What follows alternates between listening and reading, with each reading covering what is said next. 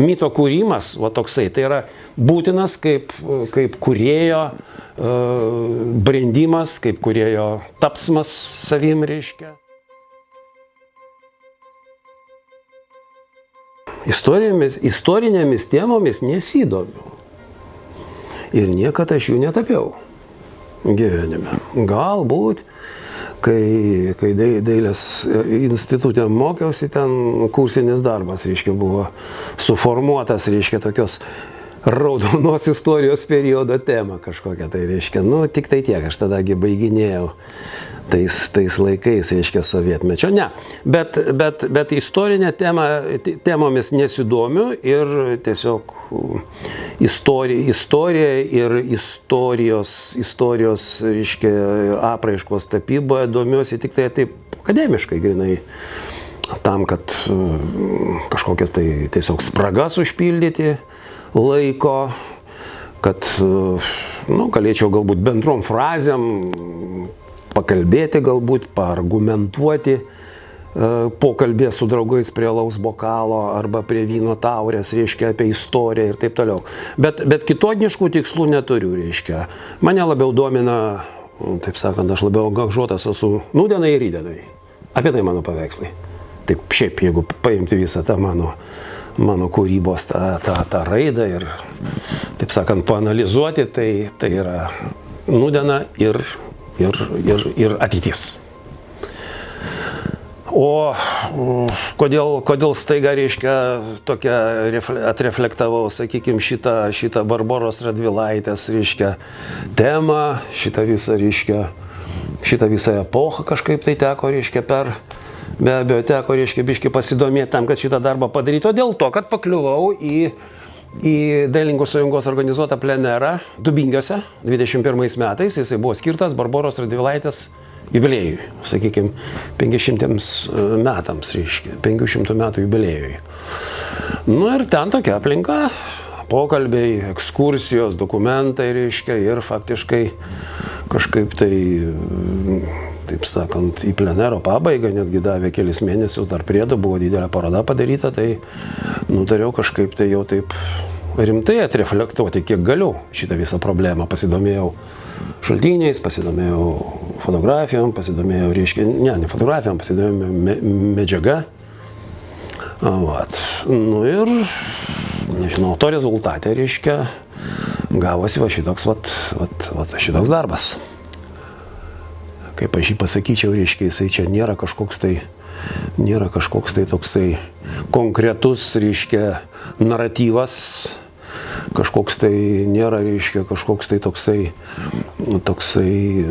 nu, darbas su kažkokia tai, reiškia, konkrečia išvada arba kažkokiu tai, reiškia, konkrečių tokių teiginių, bet čia yra toksai, kaip aš pasakyčiau, tokių istorinių naratyvų liečiančių Barboros Radvilaitės, reiškia, epocha, toksai sankryža tokia, reiškia. Ir, taip sakant, šitą mazgą tokių naratyvų arba sankryžoje šitoje kelių šitų naratyvų, reiškia, jau žiūrovas tegul pats kažkaip tai apsisprendžia, išeina arba praeina pro šalį. Tai va. Man atrodo, reiškia, kad apskritai šiais laikais interpretacija tai yra pagrindinis toksai kriterijus arba pagrindinis toksai reitingavimo parametras, kuris dabar iškeliamas prieš kūrėją šiais laikais. Čia ne 19 amžius, reiškia, kada, arba to labiau ne renesansas ir dar kažkas, tai kada buvo kanonai visiškai, reiškia, sustabarėjęs, sulaikyti, galų gale net totalitarinė valstybė, reiškia, kuri, taip sakant, kaip neatsimenam netolimai praeitį, reiškia, kaip čia buvo viskas, reiškia, leidžiama.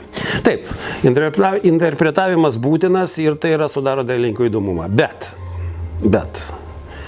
man atrodo, kad, reiškia, tas interpretacijos, reiškia, tas poreikis turi kažkokias tai vidinės ribas kūrėjo viduje. Jisai turi atsitrenkti į tokį, reiškia, į tokį dualizmą, kuris iš vienos pusės turi prainterpretuoti taip, kad, sakykime, kultūriniai bendruomeniai nepasirodytum koks nors, reiškia, koks nors diletantas kvailys. Kad nepasirodytum koks nors, reiškia, parsidavėlis tas propagandistas. Kultūriniai bendruomeniai tai.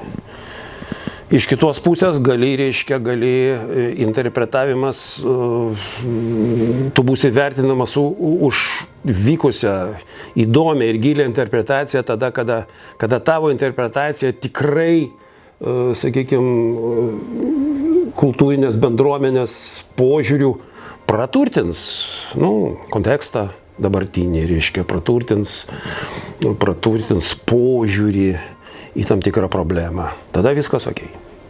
Tai vat aš sakau, kad reiškia, kad interpretacija tai yra būtinas dalykas, bet yra vidinis dalykas autoriaus.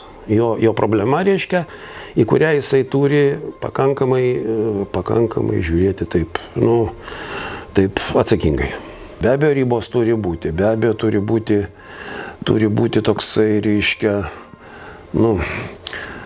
kaip čia pasakyti, reiškia, ribas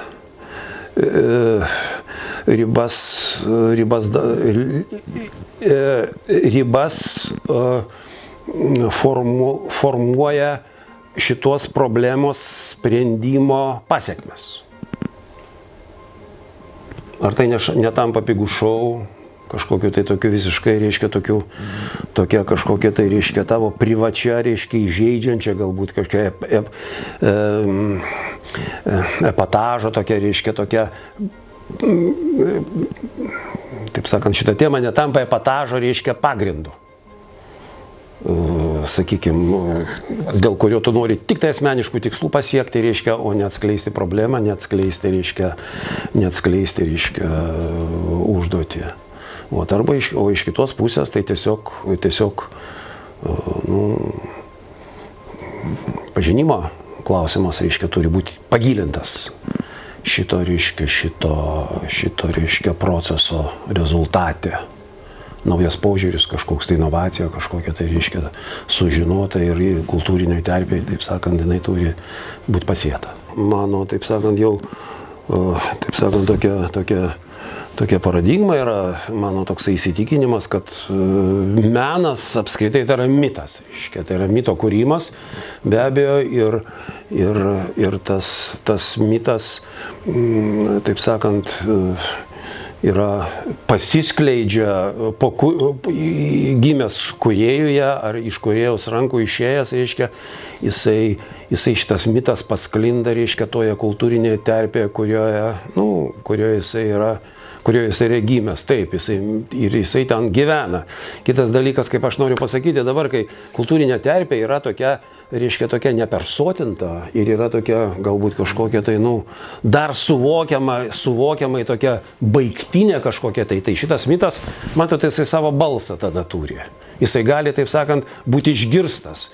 Jeigu jisai, taip sakant, gali būti pagautas kažkokiu tai kitų agentų, reiškia, kurie platintojai, kultūrologai, kurie tai šitą mitą gali pradėti, reiškia, skleisti, jie skleidžia ir dabar jį, bet šitas mitas išgirstamas yra labiau. Šitas mitas yra išgirstamas, jisai, reiškia, krenta kažkam tai į sielą ir galbūt, taip sakant, tą kultūrinę sielą šito žmogaus, reiškia, pakeičia, suformuoja kažką tai, kas idealus yra visų autorių toks noras, kad taip dirbtų darbai. Bet principinis dalykas yra toks, kad dabar yra persotinimas visko. Persotinimas. Ir bet kuris, reiškia, tokio, sakykime, mito atsiradimas ir pasiskleidimas, man atrodo, jisai neturi jokio šanso.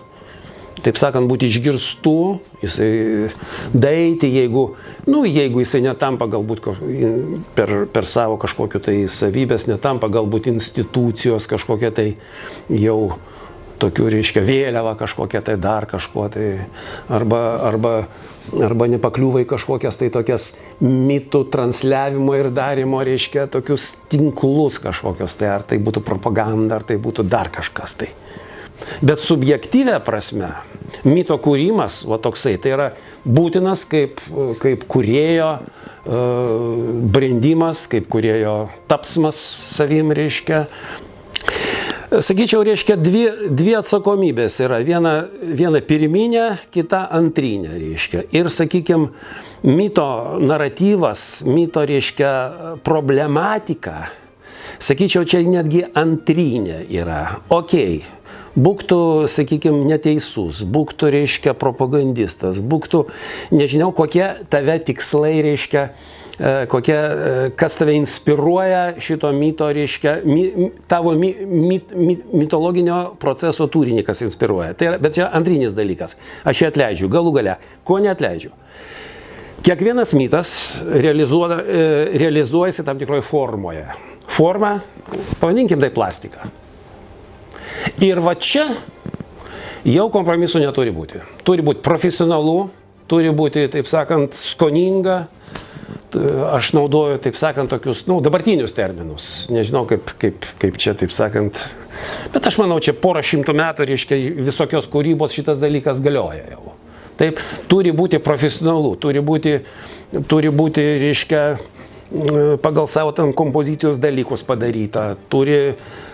Nes čia yra tas plastinis tobulumas arba plastinis profesionalumas. Aš plačiai kalbu. Tapyba, literatūra, teatras. Tai yra formos.